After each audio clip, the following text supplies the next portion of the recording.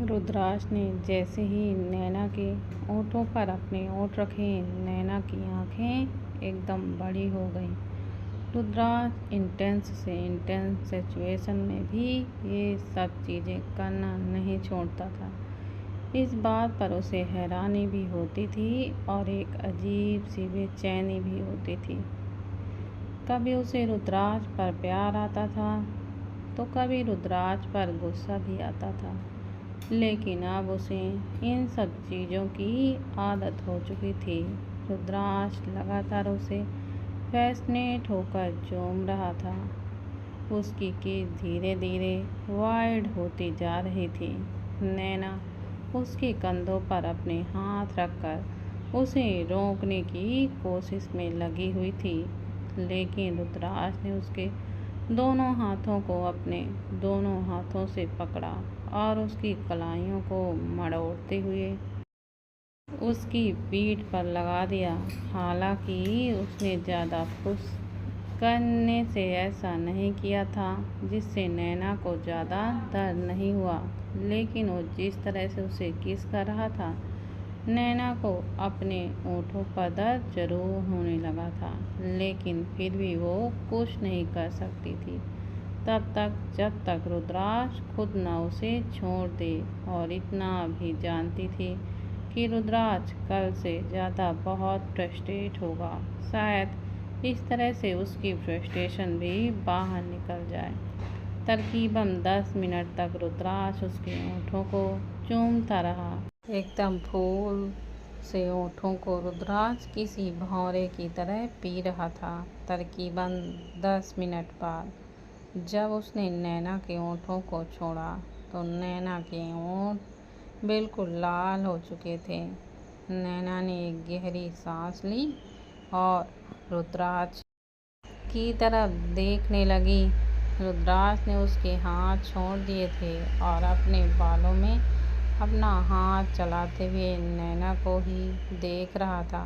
नैना उसे देखते हुए बोली, क्या है मिस्टर रुद्राक्ष, आखिर आप क्या हैं? यहाँ टेंशन से मैं पागल हो रही हूँ और आपको इन सब से फुर्सत नहीं है।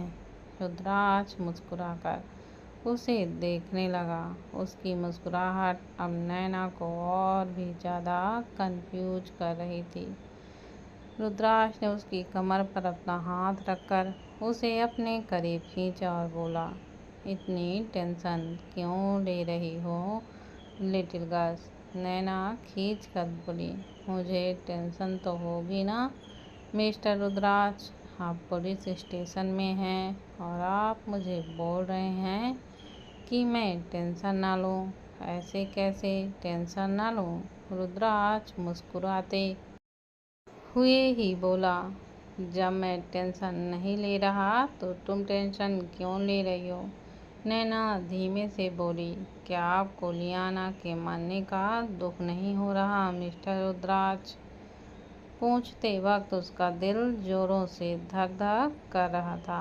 हालांकि उसे इस बात पर कोई शक नहीं था कि रुद्राक्ष की दीवानगी, उसका प्यार, उसकी हर एक फीलिंग सिर्फ उसके लिए है, लेकिन कहीं न कहीं लियाना को लेकर उसे अतीत की बातें याद आने लगती थीं।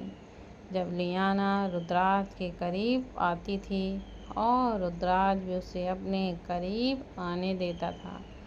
रुद्राक्ष बिल्कुल एक्सप्रेशनलेस होकर बोला, इस दुनिया में ना जाने कितने ही लोग हैं, ना जाने कितने ही लोग रोज़ मरते हैं, तो क्या मैं सबके मरने का दुख मनाऊं? नैना एक बार फिर से हैरानी से उसे देखती रही। रुद्राक्ष ने उसे ऐसे जवाब की उम्मीद उसे बिल्कुल नहीं थी। रुद्राक्ष उसके बालों को सहलाते हुए बोला, ये जगह बिल्कुल ठीक नहीं है लिटिल गर्ल्स, और तुम्हारी तबीयत भी ठीक नहीं है। जाओ जाकर रेस्ट करो, मैं खुद ब खुद आ जाऊंगा। नैना चिढ़कर बोली, मुझे ना आपकी ये बात बिल्कुल पसंद नहीं है मिस्टर रुद्राक्ष, मैं सीरियस बात कर रही हूँ और आप कुछ और ही बातें करने लगते हैं। अभी वो बोल ही रही थी कि रुद्राज उसकी पीठ पर अपने हाथ कसते हुए बोला, मेरे लिए तुमसे ज़्यादा सीरियस और कुछ भी नहीं है लिटिल गर्ल्स। तुम्हें फीवर है, वेट, मुझे ही कुछ करना होगा। बोलते हुए उसने अपनी पॉकेट में से फ़ोन निकाला। नैना की आंखें एकदम बड़ी हो गईं। वो रुद्राज को कब से फ़ोन कर रही थी, लेकिन रुद्राज का कॉल लग ही नहीं रहा था। और अब एक सेकंड में रुद्राज ने अपनी पॉकेट में से फ़ोन निकालकर स्विच ऑन कर लिया।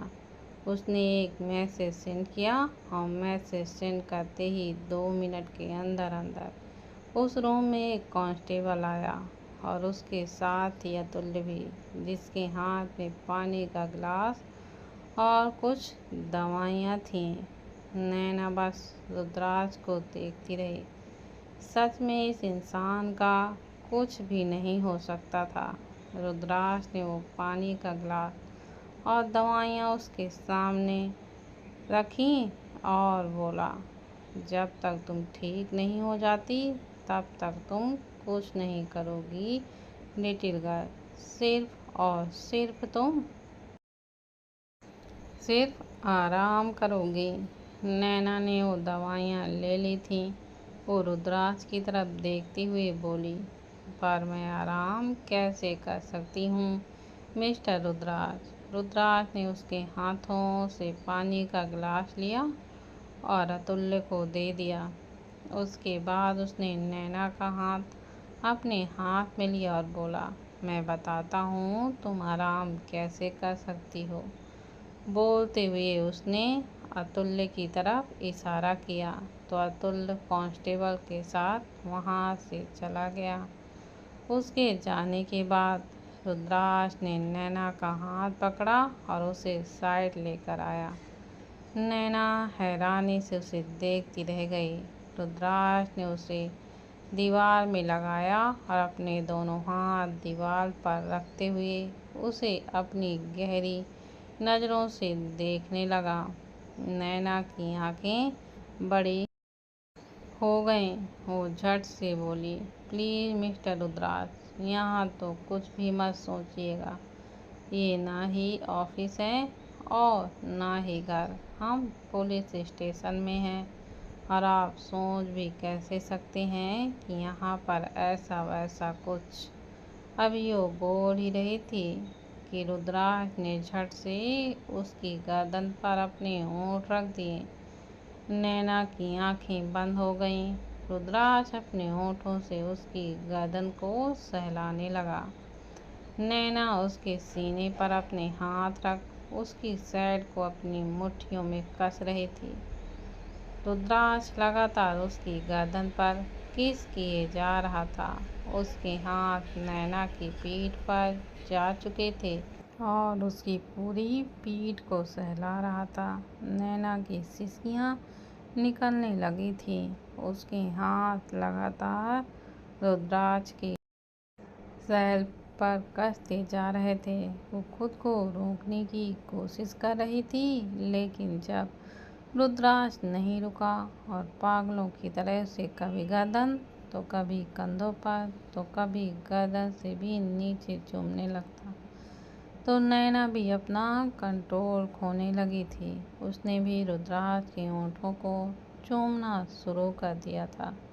उसके हाथ रुद्राज के बालों में चल रहे थे और रुद्राज के हाथ अभी भी उसकी बॉडी को छू रहे थे। कुछ देर बाद गहरी गहरी सांसें लेते हुए नैना ने रुद्राज के होठों से अपने होंठ हटाए और रुद्राज की तरफ देखने लगी। अगले ही पल रुद्राज खुद उसके होठों पर टूट पड़ा। दोनों ना जाने कितनी देर यूं ही एक दूसरे को अपने होठों को चूमते रहे, कभी गर्दन पर तो कभी कहीं। दोनों ही रुकने का नाम ही नहीं ले रहे थे। रुद्राज का फ़ोन वाइब्रेट हुआ तो रुद्राज लंबी लंबी सांसें लेते हुए रुका। बाहर मीडिया वाले इस बात का मुद्दा बना रहे थे कि कब से नैना सिंघानिया पुलिस स्टेशन के अंदर है और अभी तक बाहर नहीं आई, इसलिए अतुल्य ने उसे मैसेज किया था। रुद्राक्ष ने मैसेज को देखकर अपना फ़ोन पॉकेट में वापस डाला और अपनी गहरी नज़रों से नैना को देखने लगा। कुछ देर बाद नैना पुलिस स्टेशन से बाहर आई। मीडिया वाले उसका रास्ता रोकने की पूरी कोशिश में कर रहे थे, लेकिन अतुल्य और बॉडीगार्ड्स किसी को भी नैना के आसपास भी नहीं आने दे रहे थे। नैना गाड़ी में बैठी और वहाँ से निकल गई। रुद्राक्ष से मिलने के बाद उसकी टेंशन थोड़ी कम तो हो चुकी थी, लेकिन अब वो इस कन्फ्यूजन में थी कि न जाने रुद्राक्ष के दिमाग में क्या चल रहा है। रुद्राक्ष खुद को जेल से बाहर निकलवाने के लिए कुछ कर भी रहा है या नहीं, और ना ही उसकी विल एक्सेप्ट हो रही थी। उसे किसी भी कीमत पर रुद्राक्ष को बाहर निकालना था, लेकिन उसे समझ ही नहीं आ रहा था। तभी उसका फ़ोन वाइब्रेट हुआ। फ़ोन की तरफ देखने का तो उसका बिल्कुल भी मन नहीं था, लेकिन अतुल्य का मैसेज हो यह सोचकर उसने जल्दी से अपना फ़ोन अनलॉक किया।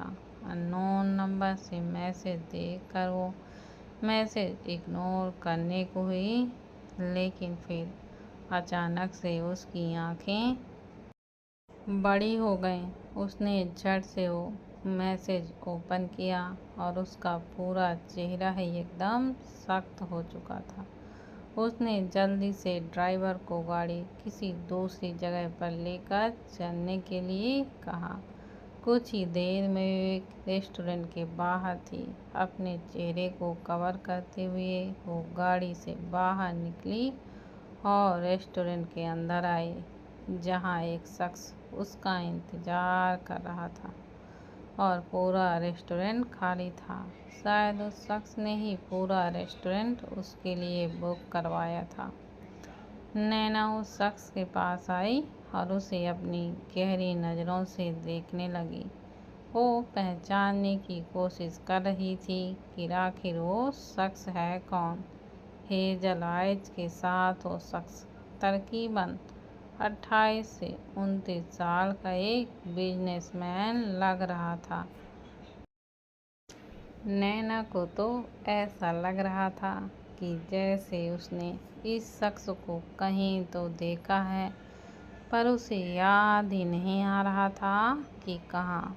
वो शख्स को देखते हुए बोली, कौन हो तुम और मिस्टर रुद्राक्ष को जेल से निकलवाने में मेरी हेल्प कैसे कर सकते हो।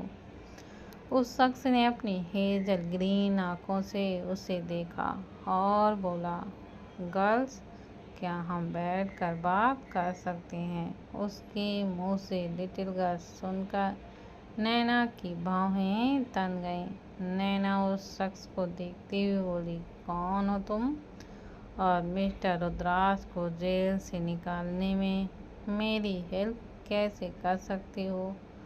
उस शख्स ने अपनी हेजल ग्रीन आंखों से उसे देखा और बोला, लिटिल गर्ल्स, क्या हम बैठ के बातें कर सकते हैं।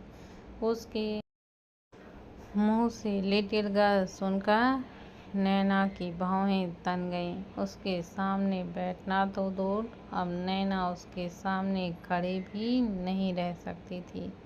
वो गुस्से से उसे घूरते हुए बोली, जस्ट शट अप, मुझे इस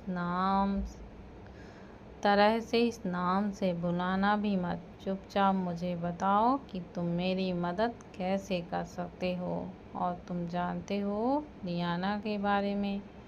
नैना को गुस्से में देख उस शख्स को गुस्सा नहीं आया, बल्कि उसके चेहरे पर मुस्कुराहट तैर रही थी, जो नैना को चिढ़ा रही थी। उसे अब यहाँ पर अजीब सा लग रहा था। वो कुछ पल यूं ही उसे देखती रही, लेकिन जब उस शख्स ने कुछ नहीं कहा तो वो बोली, ठीक है, फाइन, अगर तुम्हें कुछ नहीं कहना तो तुम्हारी मर्जी है। ऐसा मत सोचना कि तुम्हारे बिना मैं मिस्टर रुद्राज को जेल से बाहर नहीं निकलवा पाऊंगी।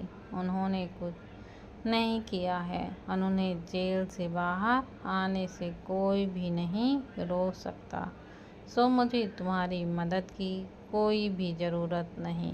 बोलते हुए वो वहाँ से जाने लगी।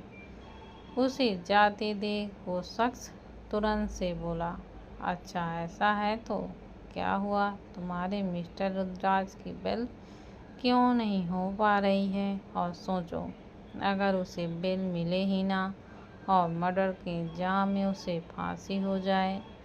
फांसी शब्द सुनकर ही नैना की आंखें बड़ी हो गईं। वो तुरंत उस शख्स की तरफ घूमी और उसकी तरफ उंगली पॉइंट करते हुए बोली, अगर एक शब्द भी तुमने मेरे मिस्टर रुद्राज के खिलाफ कहा ना तो मुझसे बुरा कोई नहीं होगा। वो शख्स हंसा और उसके करीब बढ़ने लगा। उस शख्स को अपने करीब आता देख नैना को एक बार फिर से अजीब सा लगने लगा था। उस शख्स का चेहरा और उसके एक्सप्रेशन दोनों ही नैना को अजीब ही वाइब्स दे रहे थे। उसका नैना को देखना नैना को बिल्कुल भी अच्छा नहीं लग रहा था, क्योंकि वो बहुत ही ज़्यादा गहरी नज़रों से उसे देख रहा था। वो शख्स नैना के सामने आकर बोला, अगर तुम अपने मिस्टर रुद्राज को जेल से बाहर निकलवाना चाहती हो तब तक निकलवाया क्यों नहीं? रुद्राज के पास तो दुनिया भर की प्रॉपर्टी है, सब कुछ है उसके पास, तो उसे बेल क्यों नहीं मिल रही है? क्योंकि मर्डर के इल्जाम में बेल मिलना इतना आसान नहीं है और रुद्राज को तो बेल वैसे भी नहीं मिलेगी। मीडिया इस केस को बढ़ा चढ़ाकर सबके सामने पेश करेगी और जितना ये केस मीडिया में उछलेगा उतना ही रुद्राज इस केस में फंसता जाएगा। लेकिन मेरे पास ऐसा कुछ है जिससे मैं साबित कर सकता हूँ कि रुद्राज ने कुछ भी नहीं किया। नैना को उस शख्स की बातें सुनते ही थोड़ा डर भी लगने लगा था। रुद्राज को कल से बेल नहीं मिल रही थी और मीडिया वाले सच में रुद्राज के नाम को बहुत ही ज़्यादा उछाल रहे थे, जिससे केस और भी ज़्यादा इंटेंस होता जा रहा था। उसके एक्सप्रेशन देखकर उस शख्स ने अपना हाथ आगे बढ़ाया और बोला, देव ओबरॉय नाम है मेरा। नैना ने उसकी तरफ अपना हाथ नहीं बढ़ाया। देव हल्का सा मुस्कुराते हुए बोला, मैं खा नहीं जाऊंगा तुम्हें लिटिल गर्ल। उसके मुंह से एक बार फिर से लिटिल गर्ल सुनकर नैना को गुस्सा आने लगा। वो गुस्से से बोली, तुम चाहते क्या हो? नैना ने सीधी सीधी अपनी बात कह दी थी, क्योंकि वो इतना तो समझ चुकी थी कि जरूर देव के दिमाग में कुछ अलग ही खिचड़ी पक रही है। लिटिल गर्ल्स नाम सुनकर ही उसे देव से अजीब वाइब्स आ रही थी। कहीं न कहीं वो उसके इरादों को समझ पा रही थी। उसकी साफ स्पष्ट बात सुनकर देव के चेहरे पर मुस्कुराहट तैरने लगी। वो मुस्कुराते हुए बोला, काफ़ी समझदार हो तुम। नैना बोली, मुझे जल्दी बताओ तुम कि मिस्टर रुद्राज को जेल से बाहर कैसे निकलवा सकते हो? देव ने पीछे पलटकर टेबल और चेयर की तरफ देखा और बोला, एक कप कॉफ़ी हो जाए।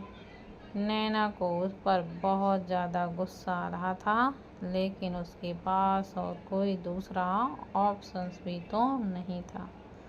वो चुपचाप जाकर चेयर पर बैठ गई। देव ने पीछे से उसकी बड़ी ही गहरी नज़रों से देखा। उसकी नज़रें उसके कंधे पर जा रही थी। वो नैना के सामने आया और चेयर पर बैठ गया। एक वेटर ने उसके सामने कॉफ़ी लाकर रखी।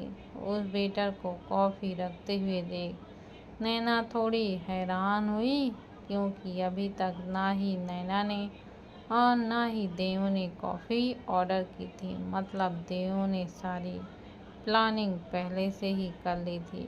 वो जानता था कि नैना उसकी बात मान जाएगी। देव नैना को देखते हुए बोला, तुम बहुत खूबसूरत हो।